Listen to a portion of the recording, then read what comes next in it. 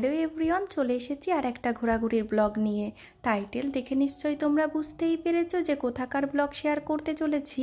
দেখো, video edit করে upload করতে করতে কিন্তু আমার অনেকটাই দেরি হয়ে যায়। আজ যাচ্ছি দক্ষিণেশ্বরে, সেটা তো অনেক দিন আগেই তোমাদের সঙ্গে শেয়ার করেছিলাম, কিন্তু ব্যস্ততার চাপে ফুল ব্লগটাই শেয়ার করা হয়নি। আজ কিন্তু 10th জুন, মোটামুটি সন্ধ্যা ওই 6টা মতো বাজে। আমরা বাড়ি থেকে সপরিবারে বেরিয়েও পড়েছি। এখান থেকে যাব মেট্রো করে, সেই জন্য বাইকে করে যাব মেট্রো স্টেশন। তো কি করে গেলাম, কি করেছি সবটাই অবশ্য থাকছে এই ব্লগে। আশা করি তোমাদের ভালো লাগবে। মেট্রো স্টেশনে আশেপাশে বা সামনে কোনো জায়গায় কিন্তু বাইক, সাইকেল বা গাড়ি রাখার কোনো পার্কিং নেই। সেই জন্য দেখো আমরা বাইক নিয়ে চলে এসেছি ভিতরে। এখানেই বাইকটা রেখে দেব। এখানে কিন্তু সবাই বাইক কিংবা সাইকেল রাখতে পারবে না, যারাই রেলের স্টাফ তারাই রাখতে পারবে। আর তোমরা তো সবাই জানো রাজু একজন রেলের স্টাফ, ওই জন্য কিন্তু ও এখানে বাইক রাখতে পারে। আমরা যখনই মেট্রো করে কোথাও যাই তো এখানেই বাইকটা রেখে যাই। একটা জায়গাতে বেরোতে গেলে হাতে একটু সময় না নিয়ে গেলে সত্যিই হয় না। ভেবেছিলাম তো একটু আগেই বের হব, ছোট্ট এই মহাশয়ের জন্য সব জায়গাতেই লেট হয়ে যায়।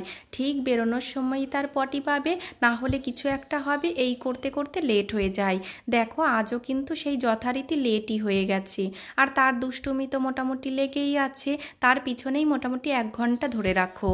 তো ওরা যা করছে করুক, আমি এদিকে গিয়ে ঝটপট গিয়ে টিকিটটা কেটে নিয়ে আসি।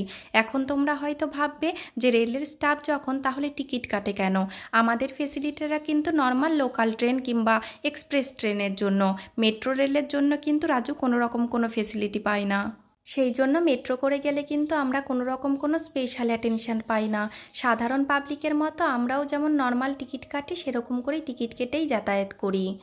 দেখো, তোমাদের সঙ্গে গল্প করতে করতে কিন্তু আমরা অনেকটাই এগিয়ে এসেছি। এই এক্সিলেটারগুলো থাকাতে সত্যিই বাচ্চা কাচ্চা নিয়ে অনেকটাই সুবিধে হয়। না হলেই কোলে করে সিঁড়ি বেয়ে যদি উঠতে হতো তাহলে আর কষ্টের শেষ ছিল না। দেখো, ওখান থেকে আমরা চলে এসেছি এখন স্টেশনে। এখানে মোটামুটি 10 মিনিট মতো বসার পরেই কিন্তু আমাদের ট্রেনটা এলো।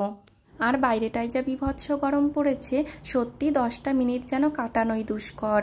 কোনো রকমে মেট্রোতে উঠে একটু ঠান্ডা হতে পারলাম। ঠান্ডা আর কোথায়, মা বাবা হওয়ার পর কি আর সেই শান্তিটা থাকে? তোমরা তো দেখতেই পারছো, তার কিন্তু কোনো জায়গাতেই শান্তি নেই।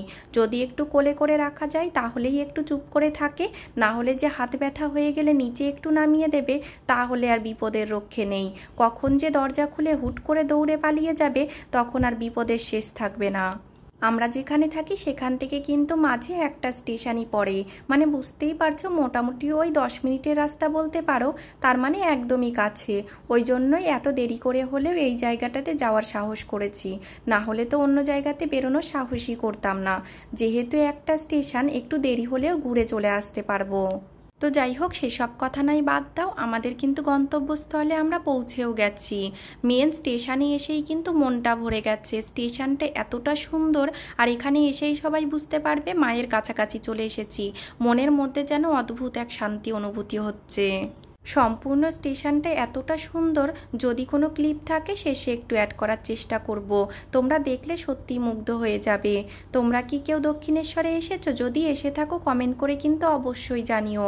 ওই স্টেশনগুলোতে অদ্ভুত রকম সুন্দর এক হাতের কারুকার্য করা, যেটা দেখলে কিন্তু সত্যিই তোমাদের ভালো লাগবে।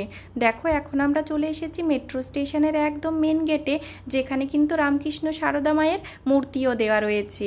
আর দূর থেকেই আমরা স্কাই ওয়াকটা দেখতে পেয়েছি। অন্য দিক দিয়েও অবশ্য যাওয়া যায়, কিন্তু যেহেতু আমরা স্কাই ওয়াক দিয়েই যাবো ভেবে এসেছি, ওই জন্য আমরা এখন স্কাই ওয়াকের দিকেই হেঁটে যাচ্ছি।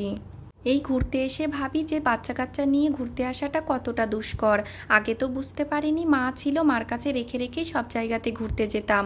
আর এখন সোনাইকে নিয়ে যাওয়া, তার উপর আবার এই গরম, ওকে নিয়ে যাওয়া সত্যিই ওকে কষ্ট দেওয়া। দেখো, এত রাতে তো এসেছি, কিন্তু তবুও কিন্তু শান্তি নেই, প্রচণ্ড পরিমাণে গরম। কিন্তু কি আর করব বলো, শখগুলোও তো পরিত্যাগ করতে পারি না। ওই জন্য বাচ্চা নিয়েই করতে হবে যতটুকু সাধ্যের মধ্যে থাকে, তাকে সুস্থ রেখে যতটুকু পারা যায়। দেখো তোমাদের সঙ্গে গল্প করতে করতে আমরা কিন্তু স্কাই ওয়াকে পৌঁছেও গেছি। সত্যিই জায়গাটা এতটা সুন্দর যে দেখেই মুগ্ধ হয়ে গেলাম। বহুদিন আগে কলেজে থাকাকালীন একবার অবশ্য এসেছিলাম, কিন্তু তখন ভালো করে ঘুরতে পারিনি। একটা সেমিনার অর্থাৎ কাজ নিয়েই আসা, তখন তো আর গ্যাং ধরে সেইভাবে ঘুরতে আসা হয় না। সেইবার এসেছিলাম কিন্তু সেইভাবে কোনো কিছু দেখাও হয়নি। এবার এসেই ভালো করে দেখে বুঝতে পারলাম জায়গাটার এত নামযশ কেন। দেখো তোমরা যদি এখানে আসো তাহলে কিন্তু এখান থেকে ডালাও কিনে নিতে পারবে। অর্থাৎ স্কাই ওয়াকের ঠিক মাঝ বরাবর আছে প্রচুর ডালার দোকান। তোমরা তোমাদের চয়েস মতো ডালা চুজ করে কিনেও নিতে পারবে। শুধু যে ডালারই দোকান আছে তা কিন্তু নয়, ডালার সঙ্গে সঙ্গে আচার, বাচ্চাদের খেলনা, প্রচুর দোকান আছে। আর প্রচুর দোকান বন্ধও ছিল, হয়তো আমরা অনেকটাই রাতে এসেছি ওই জন্য সবাই বন্ধ টন্ধ করে চলে গেছে, এটাও হতে পারে।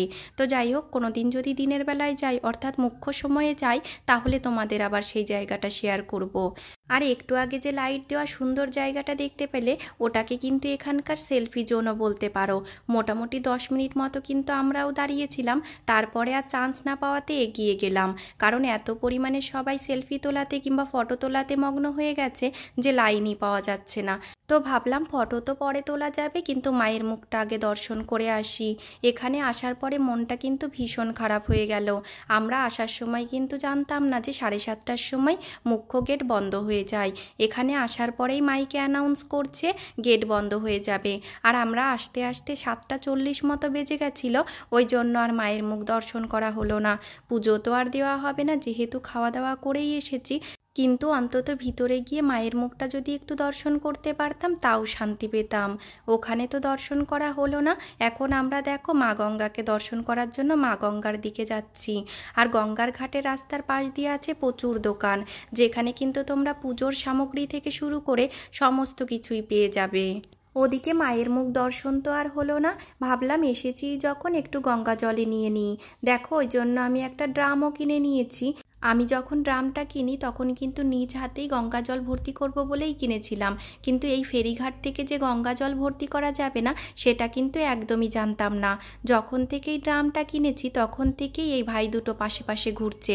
প্রথমে আমি তো দেখে একটু ভয়ই পেয়ে গেছিলাম, কি ব্যাপার হলো, গুন্ডা আবার পিছনে পড়ে গেল নাকি। তারপরে একটু এগিয়ে গিয়ে দেখি বলছে আমাদের 20 টাকা দাও, আমরা জল এনে দেব। তখনও পর্যন্ত আমি কিন্তু জানতাম না যে এখান থেকে জল ভর্তি করা যাবে না। ওই ভাই দুটো কিন্তু রীতিমতো দাঁড়িয়েই আছে, ওরা কিন্তু জানে যে আমাদের দিয়েই ভর্তি করতে হবে। আমি আবার জিজ্ঞাসা করলাম যে অন্য জায়গা থেকে নিয়ে আসবে না তো। সত্যিই আমরা দাঁড়িয়ে দাঁড়িয়ে ভয়ের চোটে দেখেছি, কারণ যুগের কথা বলা তো আর যায় না, কোথা থেকে জল ভর্তি করে এনে দেবে, বলবে গঙ্গার জল। সেই আতঙ্কে আমি দাঁড়িয়েই ছিলাম, কিন্তু ওরা কিভাবে যে উপর থেকে নেমে নিচে গিয়ে গঙ্গা জল নিয়ে এলো আমি তো অবাক হয়ে তাকিয়েই দেখলাম। সত্যি বলতে এটা থেকেই বুঝতে পারি যে সমাজে সমস্ত রকম মানুষেরই প্রয়োজন আছে। এই মুহূর্তে ওরা যদি না থাকতো তাহলে কিন্তু আমাকে খালি ড্রাম নিয়েই ফিরতে হতো, কিচ্ছু করার ছিল না। এতে কিন্তু ওরাও 2 টাকা পেল, আর আমিও গঙ্গা জল বাড়িতে নিয়ে ফিরতে পারছি। দুজনেই আর কি উদ্ধার হলাম। তোমাদের তো বললামই বাচ্চা নিয়ে কোথাও যাওয়া সে যে কি কষ্ট। বাচ্চাটার তো কষ্ট আছেই, সঙ্গে সঙ্গে যে নিয়ে যাই তারও কষ্ট। বাড়ি থেকে যখন বেরিয়েছিলাম তখন কিন্তু 6টারও বেশি বাজে, এখন মোটামুটি প্রায় ওই 9টা মতো বাজে। এইটুকু সময়ের মধ্যেই দেখো সোনাই ঘুমিয়েও পড়েছে। এবার সারাটা রাস্তা ওকে কাঁধে করে নিয়েই যেতে হবে, ও একটু টায়ার্ড হয়ে গেছে। আর প্রথমে তো তোমাদের বলেছিলামই যে স্টেশনে এত সুন্দর হাতের কারুকার্য করা, তোমাদের একটু পারলে ঘুরে দেখাবো। এই সুন্দর মনোমুগ্ধকর স্টেশনটা ঘুরতে ঘুরতেই আজকের ব্লগটা শেষ করছি। দেখা হবে অন্য কোনো নতুন ব্লগ নিয়ে।